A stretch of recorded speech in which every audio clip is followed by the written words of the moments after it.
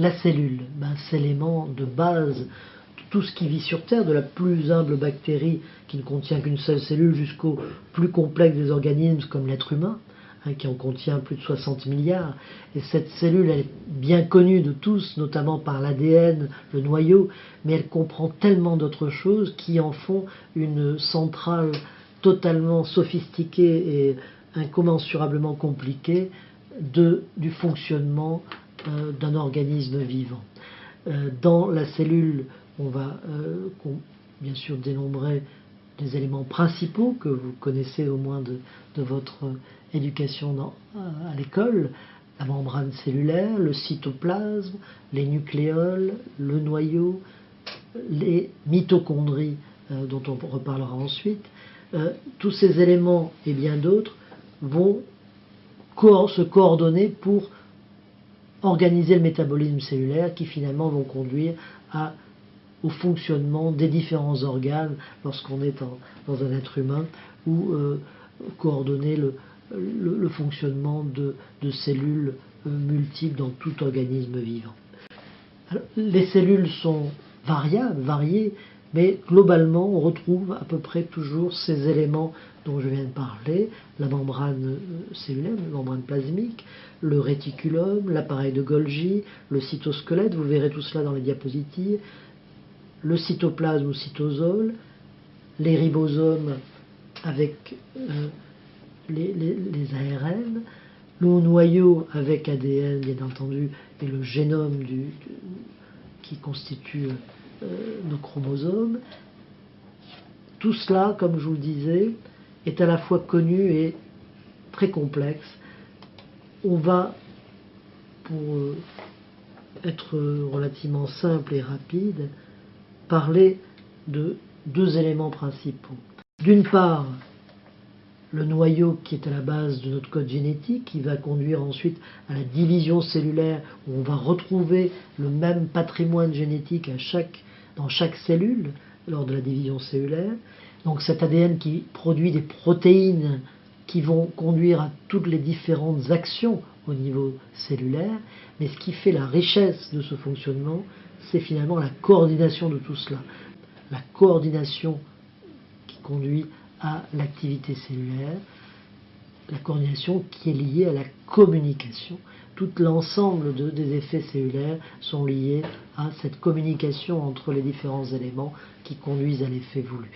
Donc, un exemple de cette coopération, communication qui conduit à l'effet cellulaire, on va prendre celui de la mitochondrie, qui va nous intéresser particulièrement pour ce qui est de la photobiomodulation. La mitochondrie est à la base de l'énergétique cellulaire, c'est la centrale énergétique de nos cellules, multiples mitochondries, qui vont, à partir de l'acquisition d'oxygène qui arrive à la cellule, va fonctionner avec l'ATP, ATPase, etc., pour mettre en branle le processus énergétique, constitution d'ATP, qui va activer différents processus de fabrication des protéines, de défense finalement de la cellule contre différents éléments, et puis qui va conduire, du fait de ce métabolisme cellulaire, à la mise en place du cycle cellulaire conduisant à la mitose et à la prolifération. Ça, c'est évidemment à la base de la division cellulaire, et quand on va parler dans la photobiomodulation, de l'effet de régénération, de cicatrisation, lorsqu'on va finalement favoriser cette division cellulaire grâce à cet effet de la lumière sur les mitochondries et le système ATP. Vous voyez cet élément simple qui est celui de la mitochondrie, qui va elle-même produire de l'ADN mitochondrial, puis ARN, puis protéines. Tout cela est un des nombreux exemples du fonctionnement cellulaire qui conduit là à un effet précis qui est celui de l'énergétique et de la division cellulaire qui va être favorisée. Dans le cadre de la photobiomodulation, l'effet sur la cellule, quel est-il? Finalement, On parle beaucoup de l'effet sur la mitochondrie, c'est le principal, mais il y a aussi des effets sur la membrane plasmique, sur le cytosol, sur différents éléments du cytosquelette. Dans tous les cas, finalement, l'effet de la lumière, c'est celui qu'on attend.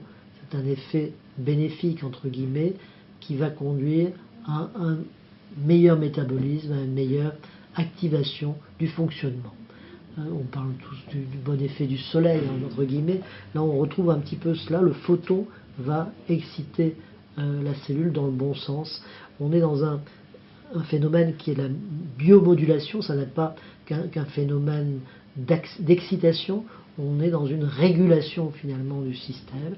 On n'a pas un effet négatif de destruction cellulaire, on n'a pas un effet systématique de prolifération anarchique, on est sur une modulation du système cellulaire dans un sens de bon fonctionnement optimal, et notamment lorsqu'il y a besoin de cicatrisation, ces cellules vont proliférer, etc.